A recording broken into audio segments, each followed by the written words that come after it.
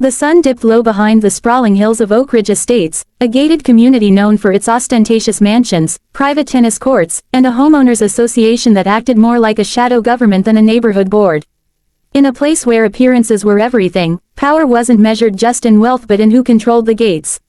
That night, though, the gate became more than just a symbol, it became a flashpoint. Darius King had lived in Oak Ridge Estates for over a year, though you wouldn't know it by the way the HOA treated him. At 36, he was one of the youngest homeowners in the enclave, and easily one of the most successful. Former military intelligence turned cybersecurity entrepreneur, Darius had parlayed his experience into a multi-million-dollar defense contracting firm. His mansion sat on 4 acres at the back of the community, a palatial estate with a private gym, indoor shooting range, and a driveway that wound past manicured oaks and fountains before reaching the grand double doors of his home. But to the HOA, none of that mattered. To them, Darius was an outsider, and tonight, they were going to show him just how little his ownership counted. He returned late from a trip to D.C., his black Escalade rolling toward the main gate. Normally, he'd use his own biometric pass to get in, but as he approached, the gate arms stayed firmly shut. 2 men in dark jackets stood in front of it, clipboards in hand, radios clipped to their belts.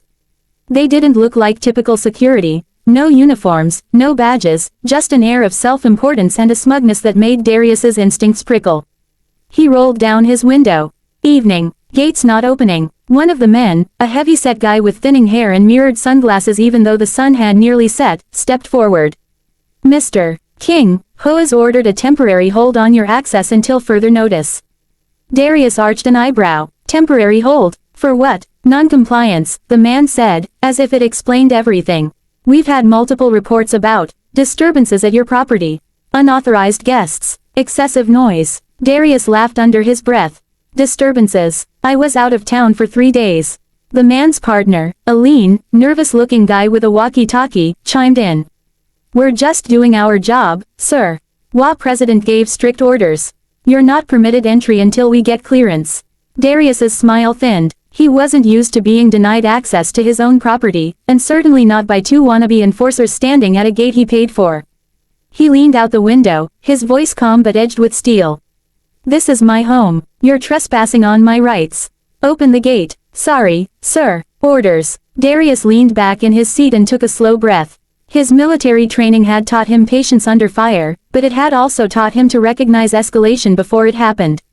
The 2 men weren't real security. Their posture, their lack of credentials, and their sloppy radio etiquette told him they were just HOA volunteers playing dress-up. But even fake authority could turn dangerous if left unchecked. He reached for his phone and tapped a secure number. Logan, he said when the line picked up. We've got a problem at the gate. The voice on the other end was low and steady.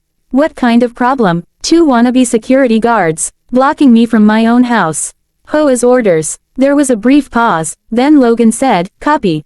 We're 5 minutes out. Darius hung up and stepped out of the SUV, his boots crunching on the gravel.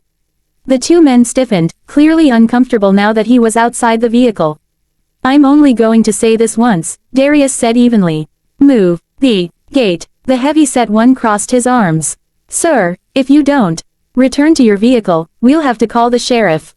Darius chuckled softly. Do you know how many times I've heard that line this year?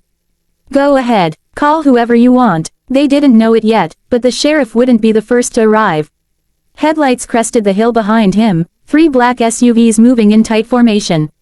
They were unmarked but unmistakable to anyone with the right background. As they drew closer, the 2 guards exchanged nervous glances. Darius didn't move. He simply folded his arms and watched. The SUVs rolled to a stop behind him. Doors opened in near-perfect unison, and men stepped out. Big men, disciplined men, wearing plain clothes but moving with a precision no civilian could fake. They weren't his employees in the corporate sense, they were his brothers from his old special operations unit, the kind of men who could extract hostages in the dead of night or dismantle a cartel compound before breakfast.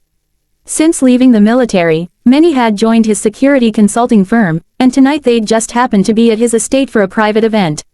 Logan, a tall, broad-shouldered man with a neatly trimmed beard and the kind of eyes that could scan a threat matrix in seconds, walked to Darius's side.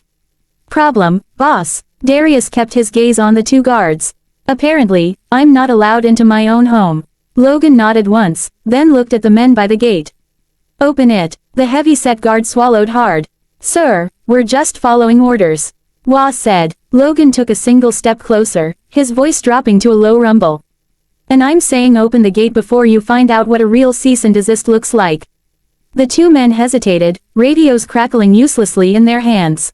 Behind Logan, the other special ops veterans spread out subtly, forming a semicircle. They weren't threatening in the overt sense, but their stance, their calm readiness, radiated authority far beyond what the Wah could muster.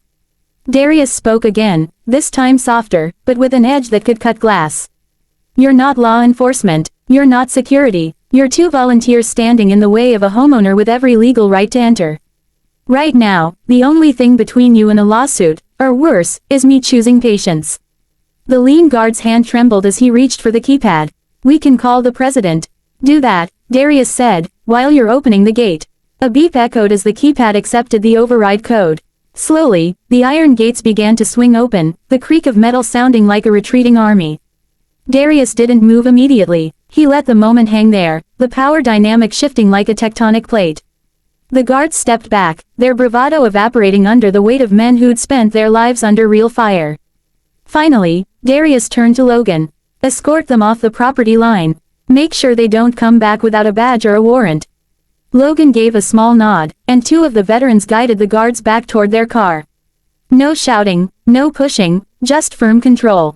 As Darius got back into his Escalade, the gate fully open now, he glanced at the guard still clutching his radio.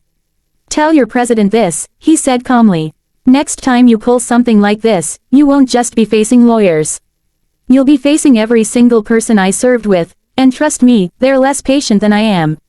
He rolled forward, the SUVs following him in silent formation. For the first time that night, the guards realized they weren't just dealing with a homeowner. They were dealing with someone who had his own army, and who wasn't afraid to.